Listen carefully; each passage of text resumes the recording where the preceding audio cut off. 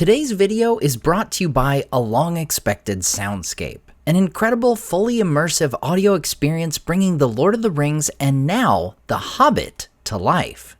For centuries, he has traveled the world, delivering gifts to children year after year.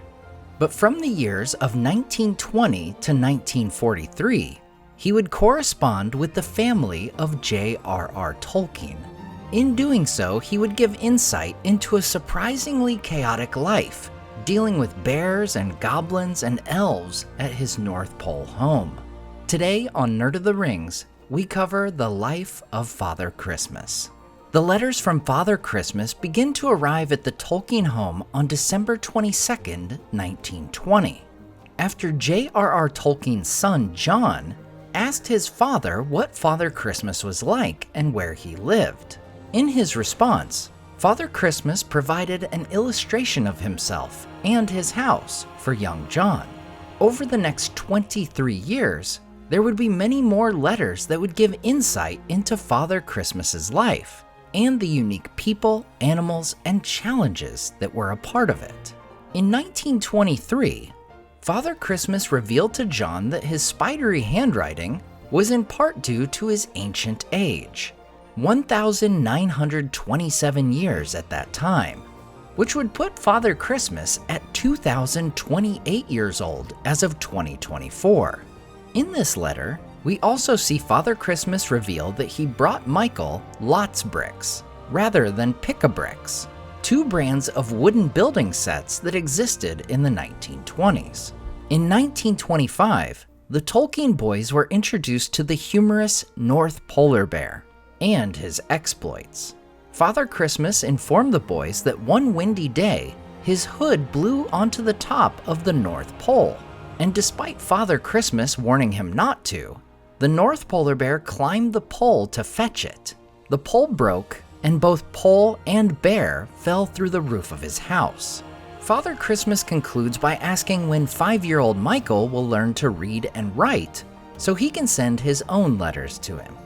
Not only did Father Christmas include illustrations once again, but the boys would receive a letter directly from the polar bear, who writes in a thick script due to his fat paws, and signs his name as the Great Polar Bear. Following the destruction of the Christmas house in 1925, Father Christmas would write from the Cliff House in 1926. Not only had Father Christmas moved into a new home in the year between letters, but the polar bear was up to some real shenanigans.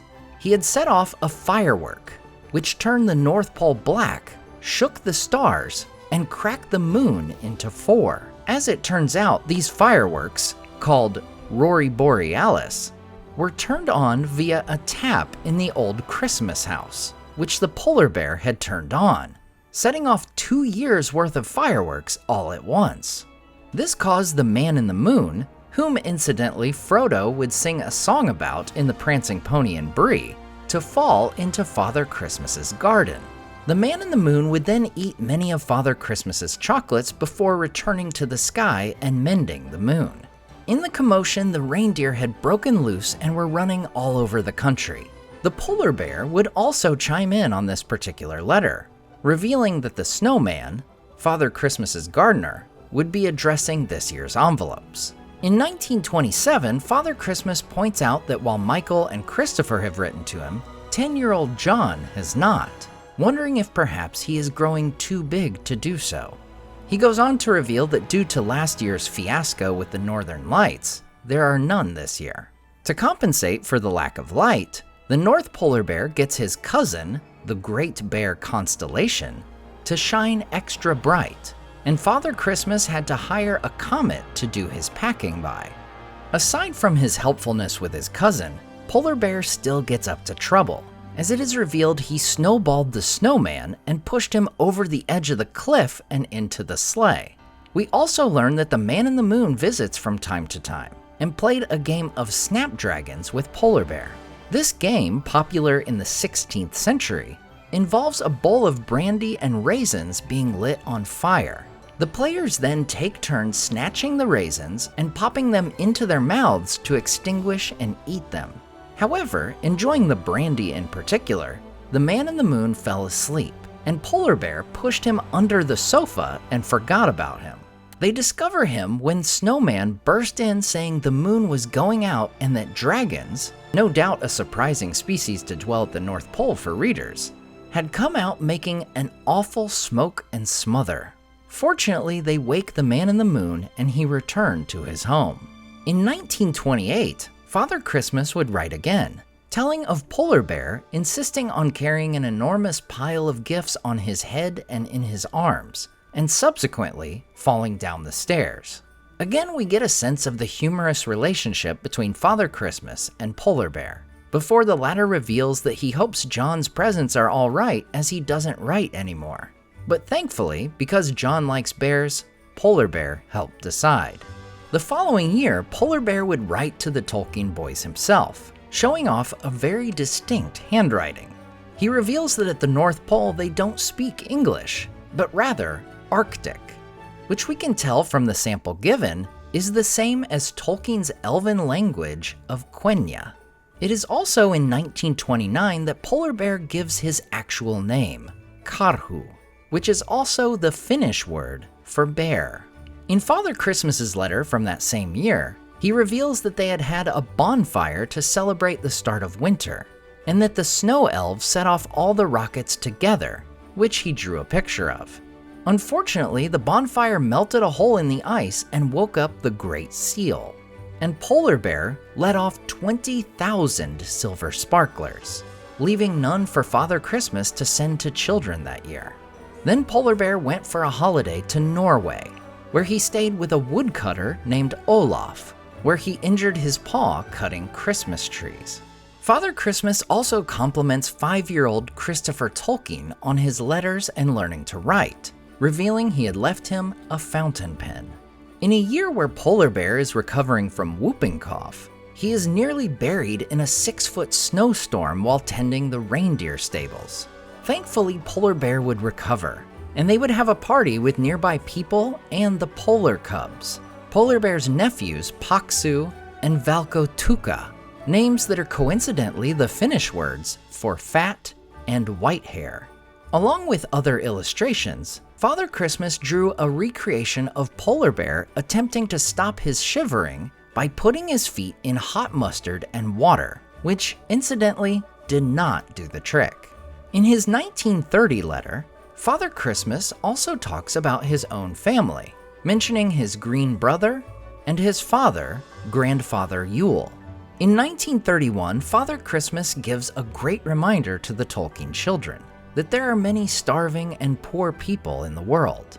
As usual, North Polar Bear gets into some trouble, dropping his candle in a box of fireworks and sparklers.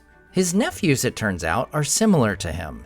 Valkatuka swallows a ball of red string, believing it to be cake, and Paksu is lost for an entire day because he fell asleep in a cupboard after eating 2 whole puddings. But it is the following year, 1932, where Father Christmas would write his longest and most interesting letter yet. First, on December 9th, he is visited by Mr. Cave Bear, the eldest of the cave bears whom Father Christmas hadn't seen for centuries. It turns out Polar Bear was lost in his caves. Together, they find a famished Polar Bear, as well as loads of drawings covering the walls of the caves. While many are quite good, made by ancient cavemen that predated even Father Christmas himself, among these exquisite images of animals and dragons and mammoths are scribbles made by goblins. Later on, back at home, they would discover that someone had emptied the cellar. They find a tunnel had been dug into the room, and after realizing this was the work of the goblins, they return to the caves. Father Christmas sends green luminous smoke down the tunnel, and Polar Bear blows the smoke with enormous kitchen bellows, flushing the goblins out the other end. There, Father Christmas had stationed the Red Gnomes, or Red Elves, who captured hundreds of goblins and drove others out into the snow. Thankfully, they are able to recover many of the stolen items, yet they would need a lot of help to get ready in time for Christmas. Fortunately, they were aided by Mr. Cave Bear, his sons, and the gnome ladies. Despite hoping that the goblins would not cause trouble for another century, they would launch an attack the following year. They had gathered their nasty friends from mountains all over the world since being driven out by the red gnomes around New Year's. Father Christmas awoke one day to find Polar Bear fighting an estimated 1,000 goblins. The fighting would last for more than a fortnight, and the Polar Bear and gnomes killed more than 100 goblins before Father Christmas arrived. The jolly man is forced to blow his golden trumpet, which would summon all his friends, who were quite helpful in the nightly battles to come, before the surviving goblins are finally driven out of his lands. Polar Bear is instrumental in preparing for Christmas after this wild fight, though Father Christmas notes that in the busyness, he may have switched some of the girls' and boys' presents. The following year, in December 1934, Father Christmas addresses the letter only to 10-year-old Christopher. This letter is less lengthy, as the year had luckily been less eventful. After working until summer to repair the damage of the goblin attack, they were rather tired for the Christmas season. After describing more young bear shenanigans, Father Christmas includes an illustration of them all enjoying a Norwegian tree they had planted in a pool of ice. In 1935, Father Christmas now addresses his letters to both Christopher and his younger sister, 6-year-old Priscilla. Unlike the previous year with the North Pole being uncharacteristically warm, 1935 found it buried in snow, an illustration showing the house covered in white. Polar Bear, it turns out, had to go to his family in North Greenland, where Paksu and Valkatuka were ill with the mumps, and Polar Bear was very good at taking care of anybody but himself. Thankfully, the cubs would recover from their ailment. Polar Bear would be slowed in getting back by the weather, but Father Christmas would enlist the help of many red elves in preparing for Christmas. Polar Bear would finally return, bringing news that they had not seen the last of the goblins. Despite the battles of 1933, goblins are breeding again and multiplying all over the world. In 1936, Father Christmas would enlist the help of even more elves. After a brief introduction, his letter is largely written by his elven secretary, Ilbereth, a name bearing a striking resemblance to Middle-earth's Elbereth, another name of Varda, creator of the stars. Ilbereth goes on to say how many red and green elves have gone to live permanently at Cliff House. Not only was this Polar Bear's idea, but he also invented a numbering system to make things run more smoothly. By the time they finished Christmas preparations early, on December 19th, Polar Bear was worn out and decided to take a bath. Unfortunately, he fell asleep with both taps on and flooded the delivery room. Polar Bear later said, "I did have a jolly dream. I dreamt I was driving off a melting iceberg and chasing seals." He said later when he saw the damage, "Well, there is one thing. Those children at Northmoor Road, Oxford, may lose some of their presents, but they will have a letter worth hearing this year. They can see a joke, even if none of you can." Polar Bear insisted Father Christmas draw a picture of the incident for the Tolkien children to determine if it was funny or not. Polar Bear also included a chart translating the goblin alphabet and sends his love to the children because they see jokes. At Christmas 1937, Father Christmas tells more about his talented secretary, who can write in Arctic, Latin, Greek, Russian, runes, and Elvish. He also jokes about considering sending the children copies of The Hobbit, but he determined they would probably already have lots of copies of the book published earlier that year. Ilbereth then recounts some of the comings and goings from the year, providing small illustrations of Polar Bear and his nephews and Father Christmas at work. 1938 brings a much shorter letter, where Father Christmas passes on he is sorry to hear about Christopher. Throughout the year of 1938, Christopher Tolkien had been forced to stay at home and spend the entire year under heart specialists. Christopher would return to school again in 1939. While the letter was quite short, Father Christmas included 4 pages of poetry for Priscilla and her family, telling of Polar Bear's exploits, with the bear himself interjecting and finishing the final page with his own rhymes. Starting in 1939, Father Christmas's letters are addressed solely to Priscilla Tolkien. He explains he's had difficulty in getting his messengers back because of the horrible war, this being the outbreak of World War II, which started just 3 months prior to this Christmas Eve letter. Together, Father Christmas and Polar Bear draw a picture, with the former saying the latter drew the trees, which are not very good. Naturally, Polar Bear says they are the best part of the image. Father Christmas concludes his letter saying to give his love to her brothers, John, age 22, Michael, age 19, and Christopher, age 15. In the midst of the ongoing war, Father Christmas writes to Priscilla in 1940, mentioning how so many children are having to live far from their homes. Notably, in C.S. Lewis's Narnia books, 1940 is the very year in which the Pevensey children would be forced to relocate to the home of Diggory Kirk. There, Lewis writes that they would find a wardrobe passage into the land of Narnia and meet, among others, Father Christmas. In the letter here, Father Christmas includes a picture of Polar Bear dancing with the chiefs of the Penguins, which he acknowledges are not native to the North Pole. Yet they heard there was a war in the North and had heard an untrue story about Polar Bear being blown up and Father Christmas captured by goblins. So 50 of their kind arrived to see if they could help. In 1941, we find the effects of World War II continuing to weigh heavily on Father Christmas. Not only does he get fewer letters from children these days, but he says, at present, so terribly many people have lost their homes or have left them. Half the world seems in the wrong place. The North Pole has its own troubles in 1941 as well, for the goblins had struck once again and even besieged the Cliff House. Father Christmas says that it would have been captured and that stockings all over the world would remain empty that year were it not for the efforts of Polar Bear.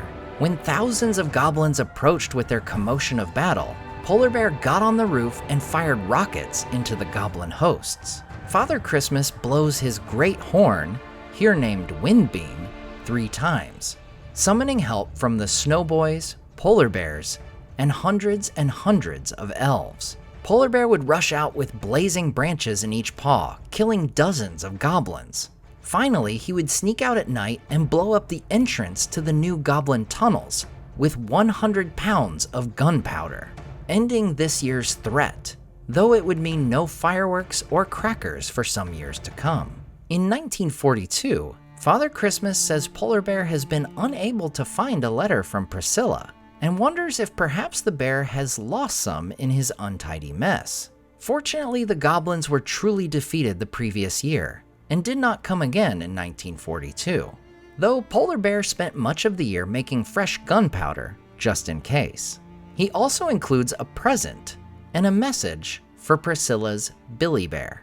On Christmas 1943, there would be one last letter from Father Christmas to the Tolkien house, addressed to Priscilla, now age 14. Seeming to realize that this would be his last correspondence with this generation of Tolkien children, he writes, "I suppose you will be hanging up your stocking just once more. I hope so, for I have still a few little things for you. After this, I shall have to say goodbye, more or less. I mean, I shall not forget you. We always keep the old numbers of our old friends and their letters, and later on we hope to come back when they are grown up and have houses of their own and children." Over the course of 24 Christmases, JRR Tolkien's 4 children would be treated to the incredible and adventurous lives of Father Christmas, Polar Bear, and their friends and family. Through normal Christmas preparation to Polar Bear hijinks to goblin battles, these letters, published in book form as early as 1976, would bring the North Pole to people the world over. And while we've covered most of the major events of this time in Father Christmas's life, there's so much more wonder and delight to be had by reading this book. I highly recommend it for any fans of Tolkien or simply fans of Christmas and heartwarming tales. Appropriately, his final letter would conclude with, "Very much love from your old friend, Father Christmas." Likewise, I hope each and every one of you viewing this video have a wonderful Christmas filled with warmth and wonder. Now, if you're looking for the perfect holiday present for that Tolkien fan in your life, you'll want to check out A Long Expected Soundscape. You've heard me talk about A Long Expected Soundscape before, but I'm back to tell you about Jordan Rannell's new project, An Unexpected Soundscape. Jordan has spent over 2 years creating a 3D audio version of The Lord of the Rings and now The Hobbit. He went out into the woods to record nature sounds. He then recorded and designed sound effects for each moment of the story, written an entire score for the trilogy and Bilbo's adventure. Jordan has composed and timed out all of the score, sound effects, and ambience to Andy Serkis's audiobook. You can find the details at jordanrannells.com, but you're gonna wanna use the code NERD25. That'll be good all through Christmas to get you 25% off your whole cart. Experience this wondrous world in a fantastic and completely new way. As always, I wanna say a huge thank you to all my Patreon and YouTube supporters who make this channel possible. Tom DeBombadil 19, Lissamy the Cinda, Rabbi Rob Thomas, Charles Leisure, CCDC Red Team, Joe Tepper, The Mighty Mim, Andrew Carlisle, Swirled Traveler, Matthew Jeffrey, Viking Lord, Alvin Einbert, Jeremy Daniel Derby, Madame Director, Leo Vittori, Sky Carcass, Slide Belts, Dane Ragnarsson, Berto Berg, Graham Derricott, The Dark-Haired One, Wyland, Z and N, Evely, Micah Wu, and Debbie. If you enjoyed the artwork in this video, check out the artists in the description to purchase prints of their great work for yourself. Next time on Nerd of the Rings.